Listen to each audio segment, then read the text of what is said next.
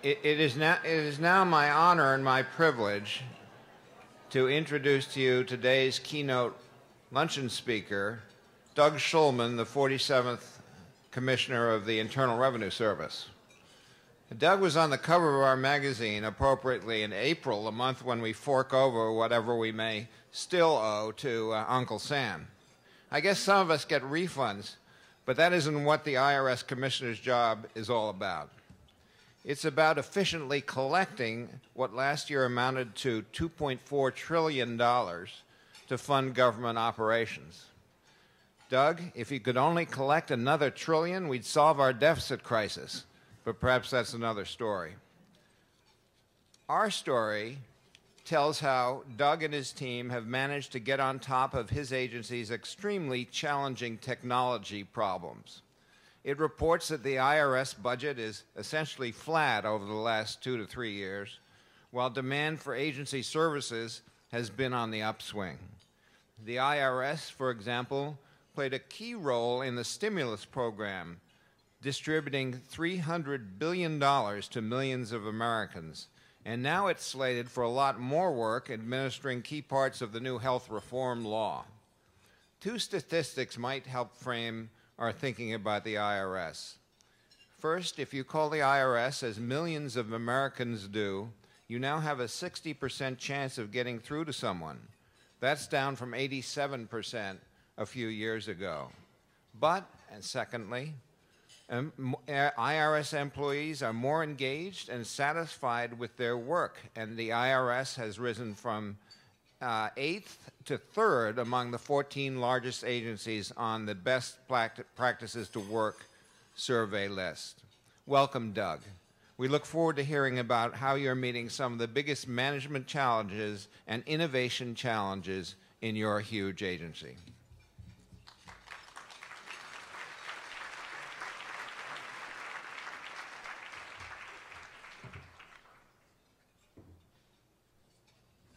Thank you for that introduction. The ground rules are keep eating lunch. I'll try to speak over you. Thanks for having me to be your luncheon keynote speaker. I was especially excited to get this invitation because during my last 4 years as IRS Commissioner, one thing that has really struck me is the incredible talents of the civil servants across government.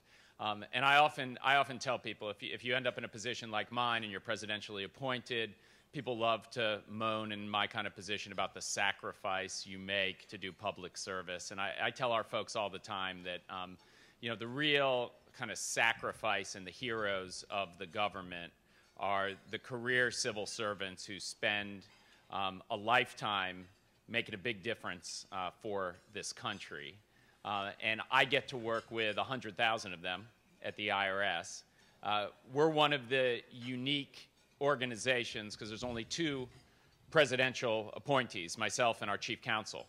And so I know many people are jealous of not having a horde of new folks descend every couple of years. But I really get to see the day in and day out, the professionalism, the talents, the delivery of the people inside our agency. And I tell my colleagues from my previous careers in the private sector that I would stack the executive ranks at the IRS up against any private sector institution that I've worked in. And I think that's often something that's much misunderstood in government. Let me tee up my discussion today with a quote from Robert Kennedy, who said, "The future does not belong to those who are content with today, timid and fearful in the face of bold projects and new ideas. Rather, it will belong to those who can blend vision, reason, and courage in personal commitment." I think these are words that any leader can relate to.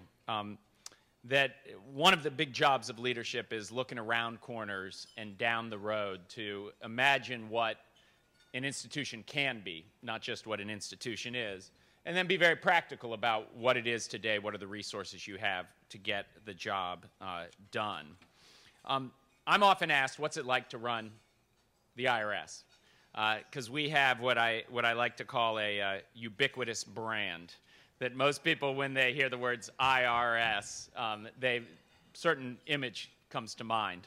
I often tell people we're a misunderstood agency because actually 80% of Americans electronically file a return, and then within 5 to 15 days get on average a $3,000 refund.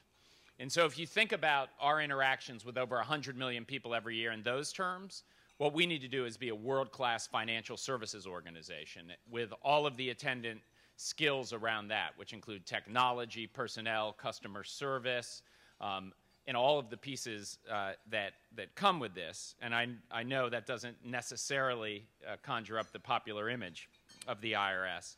To put in perspective, we have 235 million customers. So about 140 million individuals and then tens of millions of nonprofit institutions and businesses have a transaction with us every year. We've got about a $12 billion budget, a little less this year, a little less the year before that. And we talk a lot about one of our roles is we're the only federal agency that every year has an interaction with every adult American. So the way that we actually interact with people can have a real influence on how they think about government. Is it efficient? Is it fair? Are the people respectful? Are the people competent and trained? And it's part of the way the lens which we look through. What I want to spend most of my time talking about is a couple of things that we think about as we run the agency and I think about.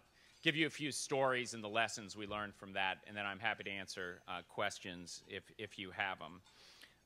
I think it's impossible to boil down all the prerequisites to driving forward with an agenda for any large institution, private or public.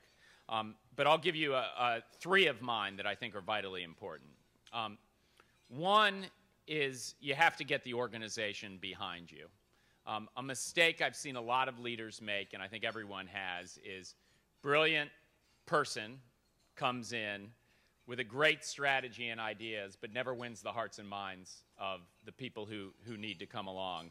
I have a great, my favorite leadership quote is one that I heard many years ago, which is, there's only one test of true leadership, and that's followership. And if you can't get folks behind you, then it won't work.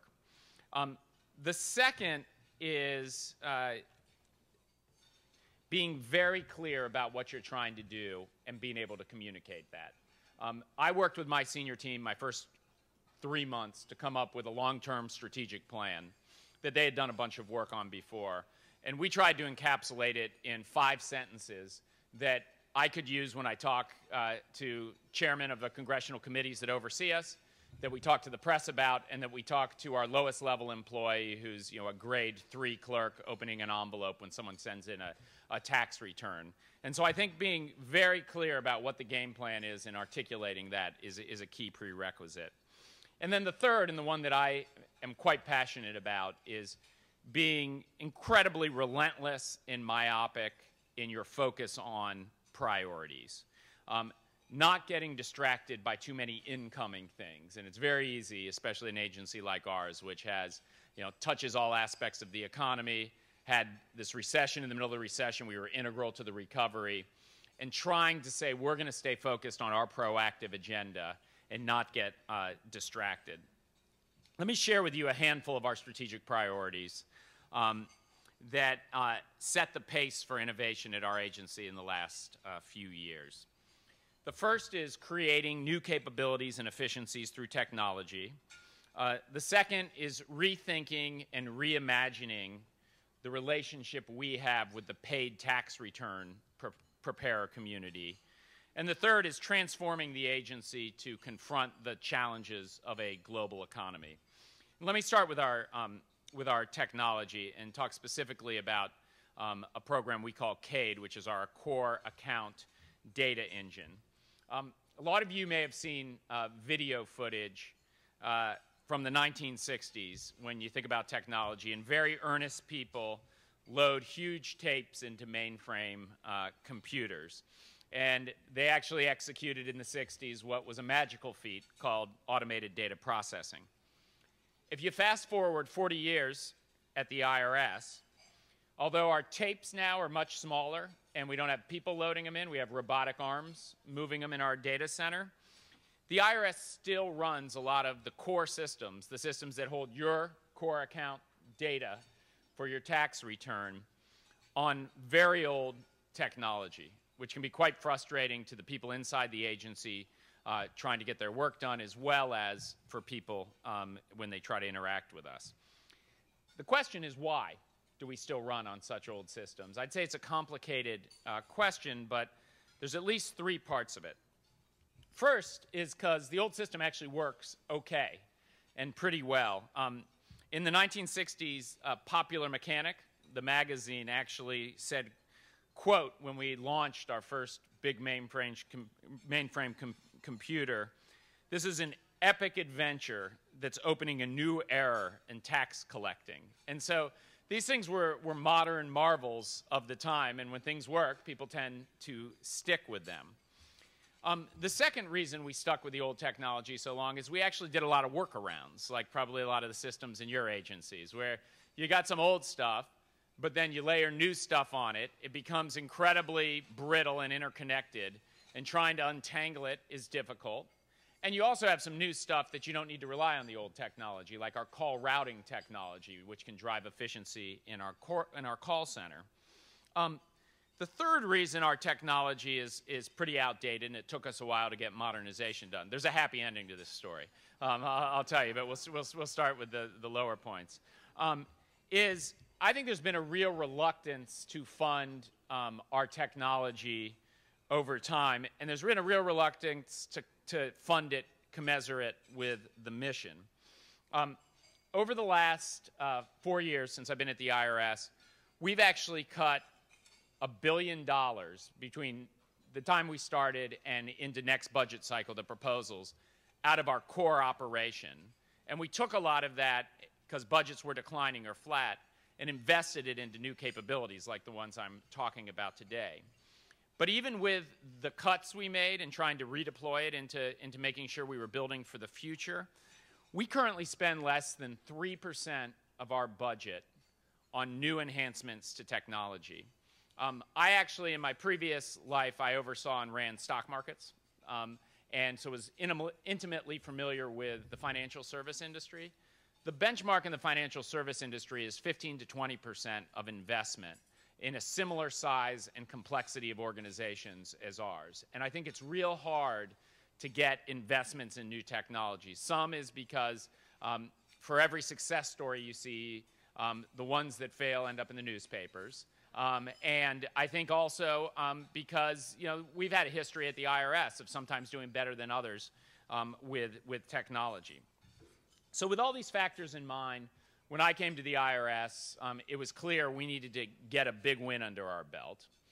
I instituted a portfolio review, and we slashed a lot of projects. There were a lot of projects that had come bottoms up.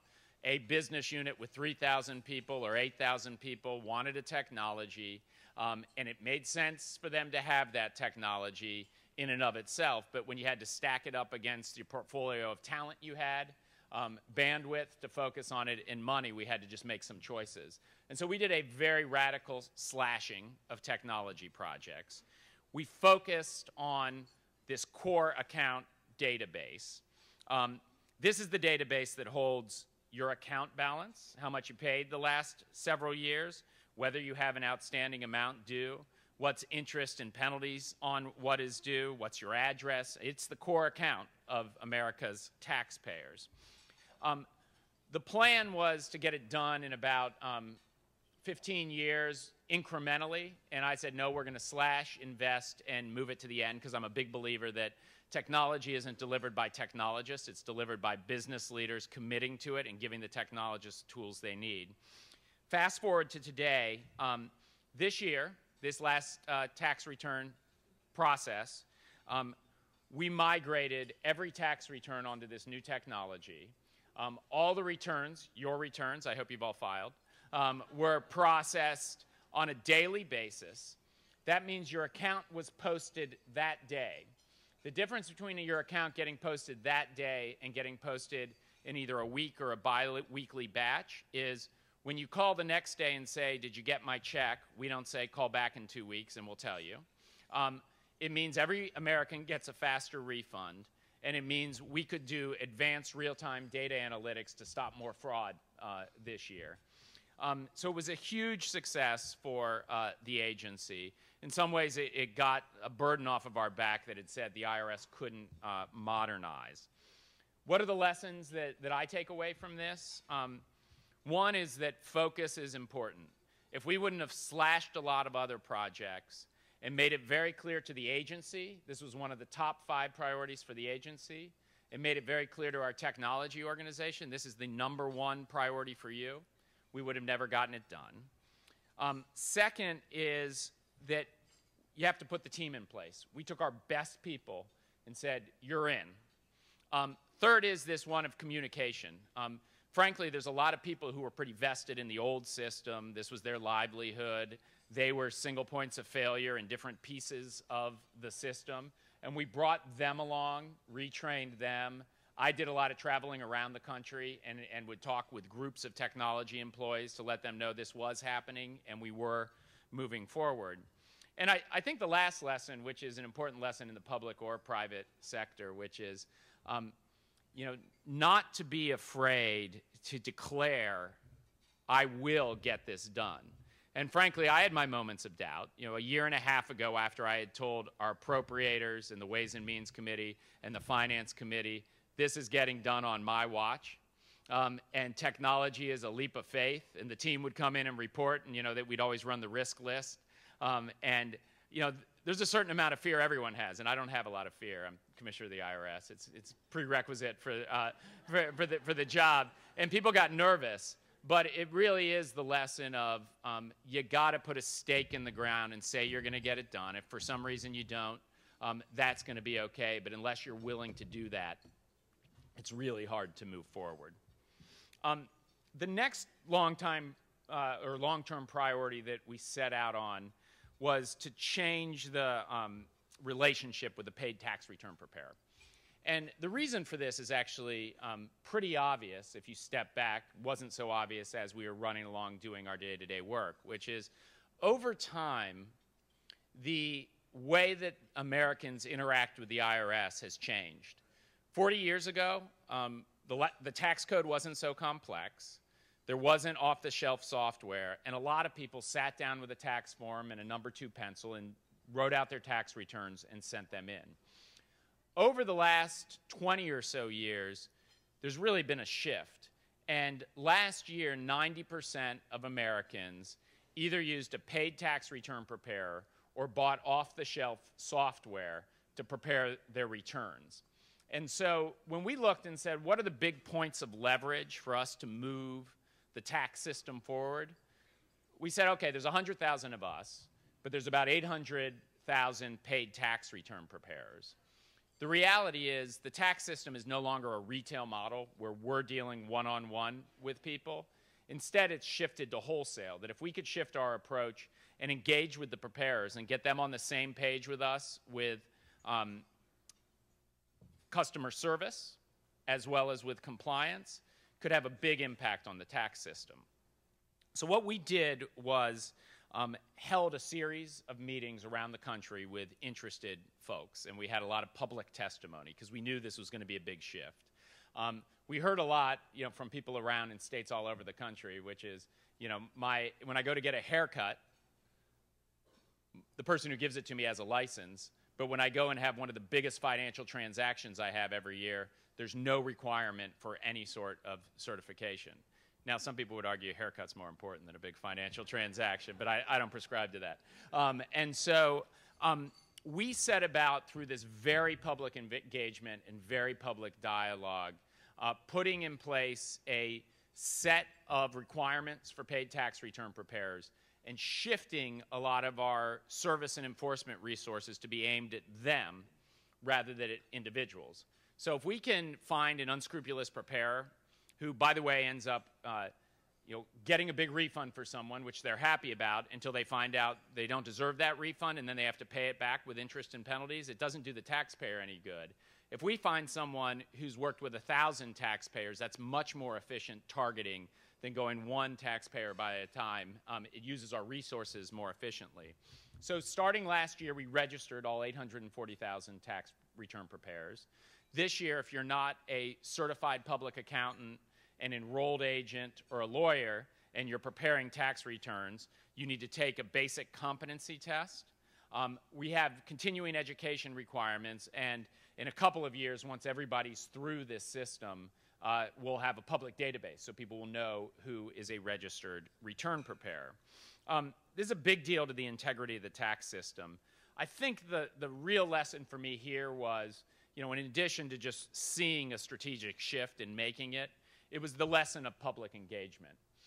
We didn't announce we're going to do this. What we announced is preparers are an important part of the community which we interact with. We held public meetings across the country. I attended almost all of the public meetings and heard from consumer advocates, paid return preparers, taxpayers, government officials, the whole realm of interested stakeholders. We then wrote a report laying out the problem and our recommendations and got a lot of feedback on that. We then put in place proposed regulations, got a lot of feedback there, and then we moved to final regulations. Along the way, we listened very carefully and we made adjustments. The original report is different than the final regulations, and I think this issue of public engagement and really being out there talking to people and listening was a big part of the success of moving this forward. I think it's going to make a big difference for the tax system. The last initiative that I'll talk about and use as an example was looking at how we manage our responsibilities in an increasingly global environment that both corporations and individuals operate in. Individuals, a lot of people think they're not involved in global commerce and the global environment, but a lot of people have exposure to international investments through their 401k. A bunch of you in this room probably have some piece of a portfolio that has international exposure. There's been a shift, and businesses are now doing a lot more work overseas. We put two priorities. One, working with the business community to make sure we were efficient in our dealings of international issues. And second was putting a big dent in offshore tax evasion. Offshore tax evasion, and this is wealthy people stashing assets overseas, we viewed as an issue of fundamental fairness, that there were wealthy people hiding assets overseas, while school teachers or firefighters or civil servants who just got a paycheck had money deducted every paycheck.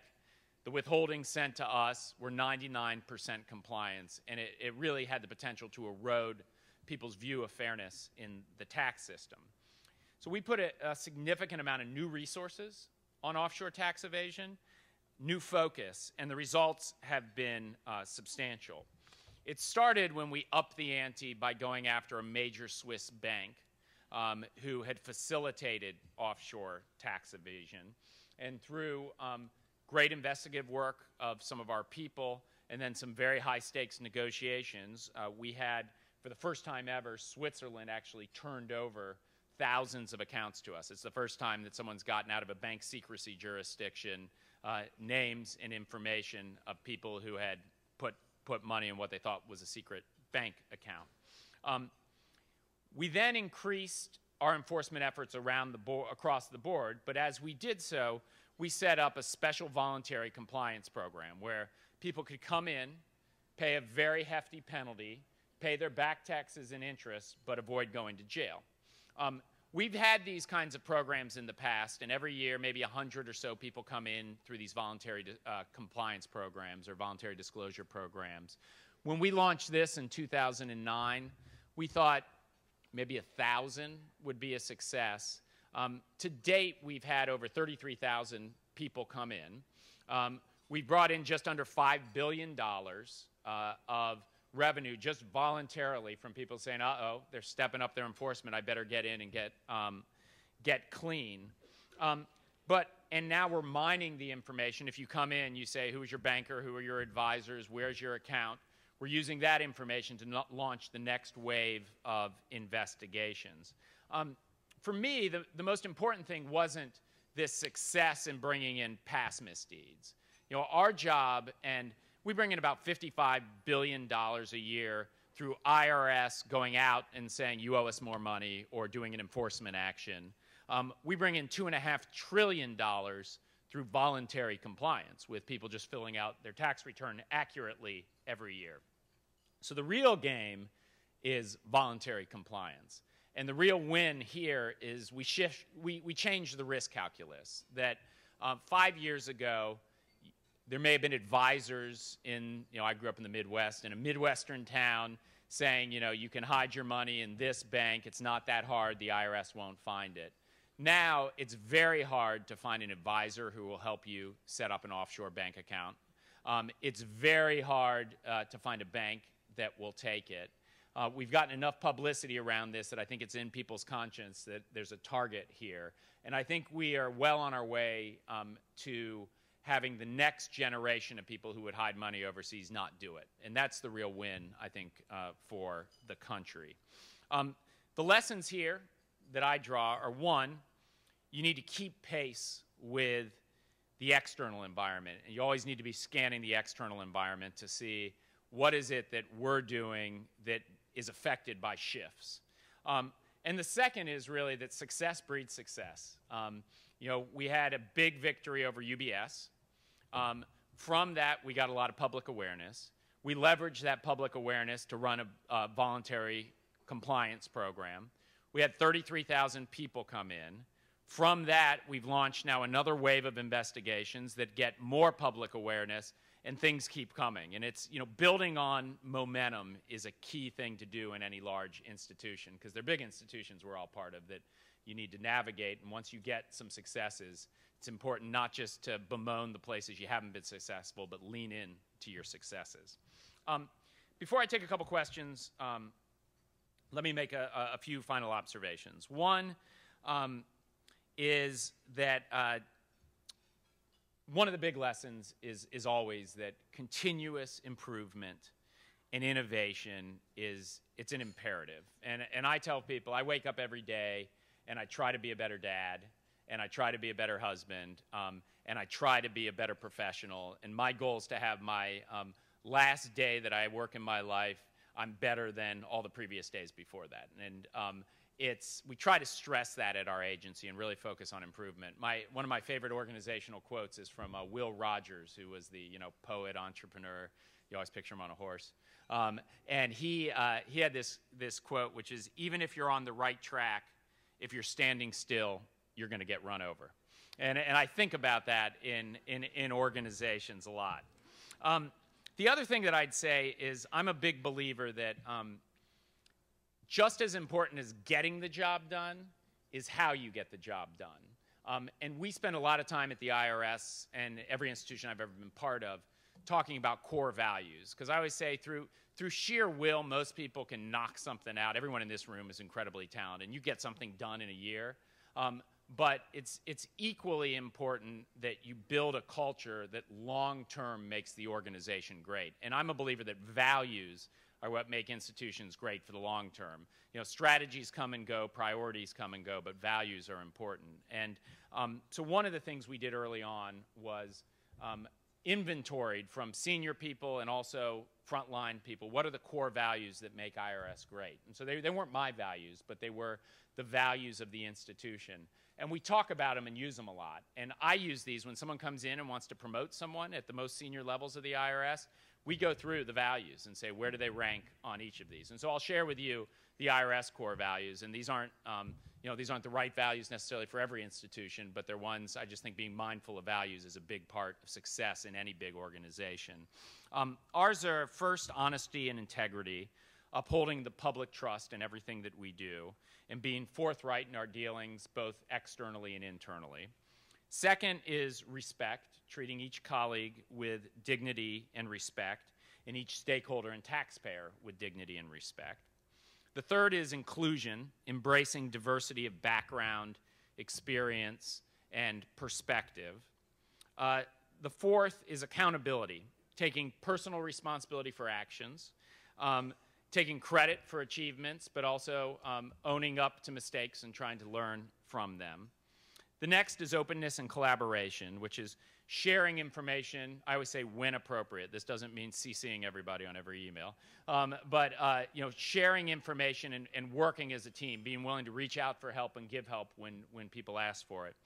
And then the last one is continuous improvement, seeking to perform the best we can every day and always getting better the next day. So that wraps it up from my end. Again, I just want to salute all of you here. You're obviously leaders in government, and like I said, it's the career civil servants that don't get enough credit in our government and our nation, do incredible work that keep the nation strong and prosperous. And for me, it's been an incredible honor to work side by side with all of you for the last bunch of years, and I'm happy to answer any questions.